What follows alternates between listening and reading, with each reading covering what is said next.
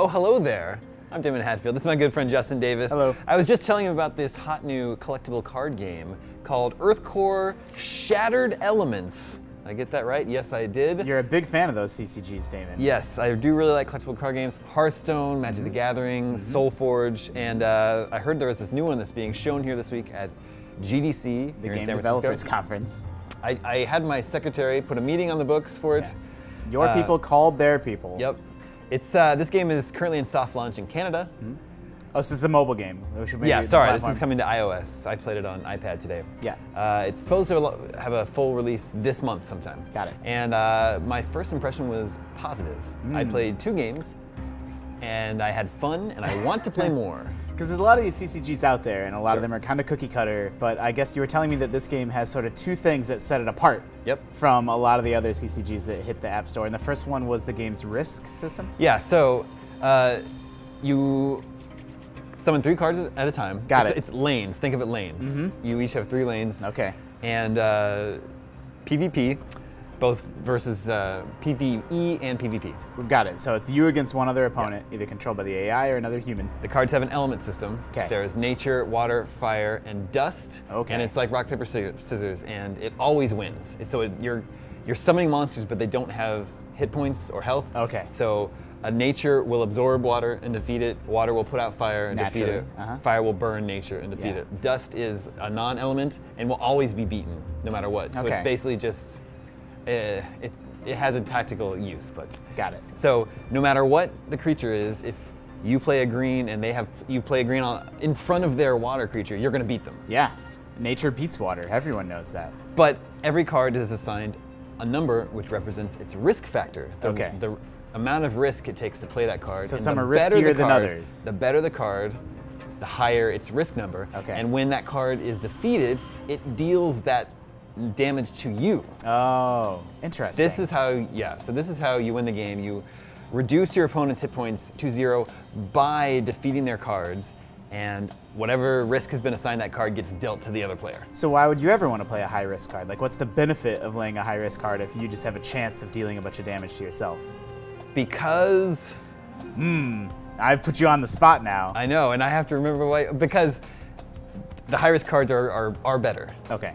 Each card also has skills. Got it. So regular cards are called recruits, and then hero recruits will have 1 skill, and hero cards can have up to 3 skills. And these do various things like allow your card to jump to an open lane. Maybe it will... Yeah, so maybe you'll play a high-risk card because it has some badass skill that lets you do some sort of trickery on the game board to sort of turn You tried to stump me, but I remembered. It all came back to you now. So, Damon, you were also telling me that another thing that sets this game apart from some other MMOs, or CCGs, is its kind of involved, complex crafting system, correct? Yeah, so I played 2 games. They seem to last about 5 minutes. Yeah, and that's fast. This is a game where you earn a lot of cards. There's 2 in-game currencies. Sure, you got the coins and the gems, like every gold other. and diamonds. Yeah, or gold you earn by winning games, diamonds you can buy. Yeah. And then you spend your gold to buy booster packs, and I get the sense you're just going to be getting a lot of cards. You're going to end up with 25 of one card that you don't use. So you can combine those cards to create new skills for your hero cards. And boost them up. So it's not just like crafting new cards, but actually like sort of fusing them into power up your existing heroes. Yeah, so 20 different hero cards and then 100 skills in the game. So you can combine all these skills in whatever play style seems to suit you. Right. So if you're a hardcore player really into it, you might figure out like a combination of skills that go together in like a smart way. Yeah. Interesting. And so the hero cards. So you build your deck just like any CCG. That's sort of the entire purpose of the genre. 25 cards per deck. And then you pick a hero that sort of has their own... There are 20 heroes, and you could have all 20 of them in your deck if you want. Oh, I gotcha. Yeah. Cool. This sounds great. Yeah. Who's making it? Do you know? It's, where did I put the card? The developer is called Tequila Games. They're, I think they're Spanish, so. Although I guess tequila isn't even Spanish, so, 40-person team, every person dedicated to this one game. They're not planning on making a sequel. They want to just make this like a service that goes on for 5, 8, 10 years. That is a gigantic team to make a sort of risky CCG like this. Yeah, they said they're intending to disrupt the CCG genre.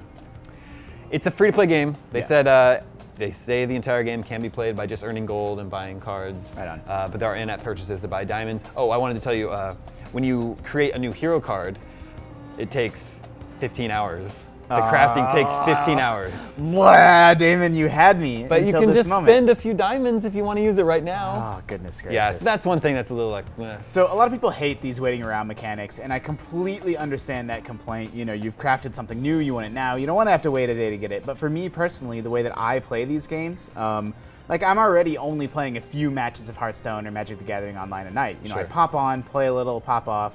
So, I mean, I think it doesn't necessarily bother me. Like, I don't really mind having to wait for something like that, especially if it keeps the game, you know, free or inexpensive, and then, you know, the impatient players can be the ones to pay up. Sure. The game is called EarthCore Shattered Elements. I actually really liked the idea of its risk system, so I'll definitely be checking it out once it exits soft launch in Canada. Canada gets everything first. And they get all the Canada and New Zealand gets a lot of the App Store games first. One of these days, that big bully Canada is going to be, it's going to get what it deserves. They're going to get what's coming. Yeah.